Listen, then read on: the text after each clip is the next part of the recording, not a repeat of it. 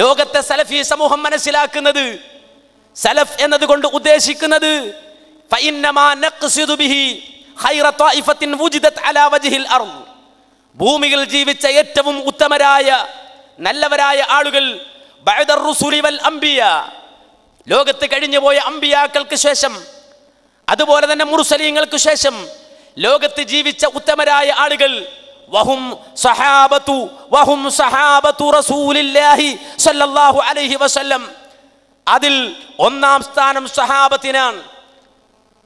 ഭൗതികമായ ഒരു കാര്യം ജിന്നിനോട് ചോദിച്ചാൽ അത് ശിർക്കല്ല ഹറാമാണെന്ന് പറഞ്ഞ ഒരു സഹാബി, അവരാ സലഫിൽ ഒന്നാം സ്ഥാനക്കാർ. പിന്നെ ആരാ പിന്നെ വന്നത് അതെ, അവർക്ക് പിന്നാലെ വന്ന ഫിൽ ഖർനിൽ അവൽ, ആദ്യ തലമുറയിൽ വന്ന സഹാബത്ത്, ആ സഹാബത്തിന് ശേഷം വന്ന അല്ലദീന ജാഉ ഫിൽ ഖർനി സാനി, രണ്ടാം ഖർൻ എന്ന് പറയാവുന്ന തലമുറ എന്ന് പറയാവുന്ന താബിഉകൾ.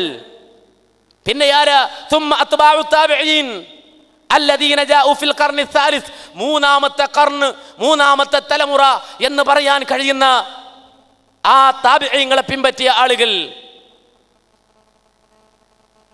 അഹ്ലുൽ ഖുറൂനി സലാസ, അഥവാ മൂന്ന് തലമുറ. ഖൈറുൽ ഖുറൂൻ എന്ന് നബി പറഞ്ഞ മൂന്ന് തലമുറ, ഹും യുത്ലഖു അലൈഹിം അസ്സലഫ്, അവർക്കാണ് സലഫുകൾ എന്ന് പറയുക. സലഫുകൾ ശിർക്കിന്റെ പ്രചാരകരോ എന്ന് ബോർഡ് വെച്ച് നോട്ടീസ് ഇറക്കിയ ആളുകൾ ഈ കേരളത്തിൽ, ഈ ആലുവയിൽ, ഈ എറണാകുളം ജില്ലയിൽ വ്യത്യസ്തമായ കോണുകളിൽ പോസ്റ്റർ ഒട്ടിച്ചപ്പോ അവരുടെ മനസ്സിലെ വിശ്വാസം എന്താ? ഏതൊരു വിചാരത്താലാണ് അവർ നോട്ടീസ് ഒട്ടിച്ചത്?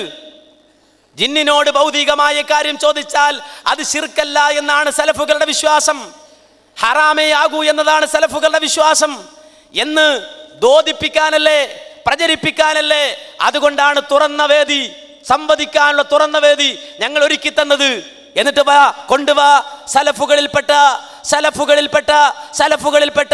ഒരാൾ ജിന്നിനോട് ഭൗതികമായ സഹായം തേടിയാൽ അത് ശിർക്കല്ല, ഹറാമേ ആകൂ, വസീലത്തു ശിർക്കേ ആകൂ എന്ന് പറഞ്ഞ ഒരാൾ ലോകത്ത് ജീവിച്ചിരിപ്പുണ്ടെങ്കിൽ, ആ ലോകത്ത് ജീവിച്ചിരുന്ന് ഈ വാദം ലോകത്ത് പറഞ്ഞു നടക്കുന്നവരിൽ ആരെങ്കിലും ഈ ശബ്ദം കേൾക്കുന്നെങ്കിൽ ഈ സഹാബത്തിൽപ്പെട്ട ഒരാൾ ഈ വാദം ഉന്നയിച്ചതുണ്ടോ? ഇല്ല. അതുകൊണ്ടാണ് നമ്മൾ നോട്ടീസ് ഇറക്കിയപ്പോൾ ആദ്യത്തെ വിഷയം വെച്ചത് സലഫുകൾ ശിർക്കിന്റെ പ്രചാരകരോ അല്ല.